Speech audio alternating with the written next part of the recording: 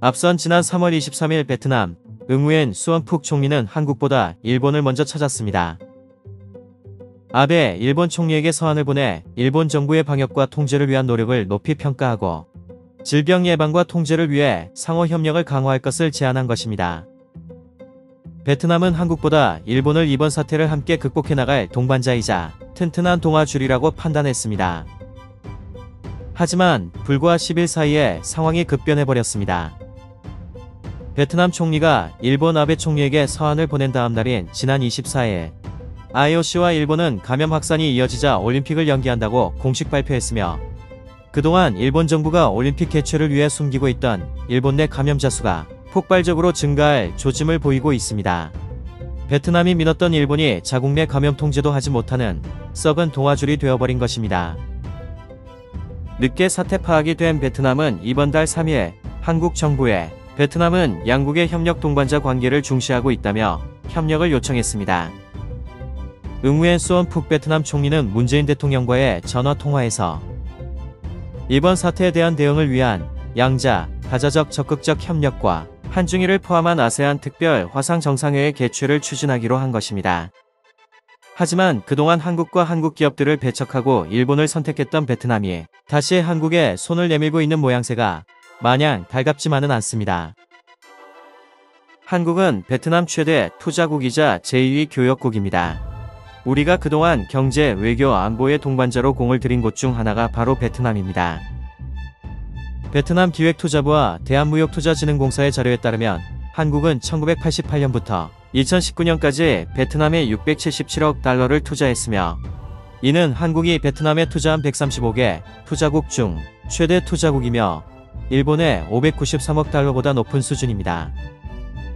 베트남이 정치, 외교, 의료에서 한국보다 후진국이며 국가의 통제를 받는 공산주의 국가이지만 한국에서 감염자가 증가하며 위기에 빠졌을 때 베트남이 한국에 보여준 태도는 우리에게 많은 실망감을 안겨주었으며 분노를 자아내게 만들었습니다.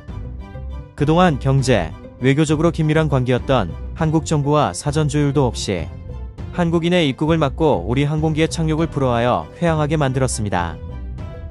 2월에는 대구에서 왔다는 이유로 한국인 20명을 예고 없이 격리했습니다. 지금은 허용되었지만 베트남에 대규모 투자를 하고 있는 삼성, LG 등 기업 관계자들의 입국을 불허하는 등 베트남의 방역 능력이 부족하다고는 하지만 이번 조치가 과도했다는 국내 반응이 많았습니다. 그보다 더욱 우리를 분노하게 만들었던 것은 이번 사태에 대해 대한민국 국기를 바이러스로 바꾸고 위안부와 세월호 피해자 등을 조롱하던 일부 베트남인들의 비상식적인 태도였습니다. 하지만 그동안 한국을 조롱하던 베트남에서도 감염이 확산되는 양상을 보이고 있습니다. 베트남 최대 하노이 박마이 병원에서 집단 감염이 발생했으며 아직 적은 숫자이기는 하지만 베트남 전역에서 감염자가 나오는 등 전국적인 확산 기미를 보이고 있어 베트남 당국을 긴장하게 만들고 있습니다. 그동안 베트남은 자국 내 생산 진단키트로도 충분히 대응이 가능하다고 했지만 실상은 이미 한국으로부터 이미 5,000개의 키트를 제공받아 사용 중이며 추가로 20만 개를 수입 요청한 것으로 알려졌습니다. 아직 감염 확산 초기인 베트남에 가장 필요한 진단키트를 대량으로 제공할 수 있는 곳은 대한민국밖에 없으며 그래서 그동안 일본만 믿고 있던 베트남 총리가 다급하게 대한민국 정부를 찾은 것입니다. 국제사회에서 국가 간의 관계는 인간관계처럼 내일부터 안 보면 끝날 수 있는 단절이 가능한 관계는 아닙니다. 국제관계는 상호주의에 입각하며 상대국이 우호적이면 우호적으로 대응하고 비우호적이면 역시 비우호적으로 대응하면 됩니다.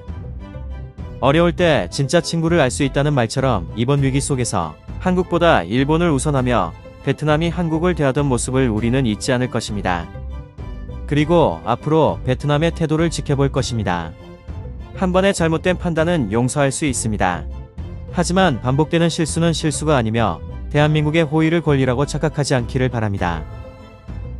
다시 한번 대한민국에 대하여 베트남의 비호적인 태도가 보여진다면 우리 정부가 일본에 보여주고 있는 단호한 조치처럼 베트남에 대한 우리의 시선과 태도 역시 달라질 수 있다는 것을 말하고 싶습니다. 이상 알기 쉽게 였습니다. 감사합니다.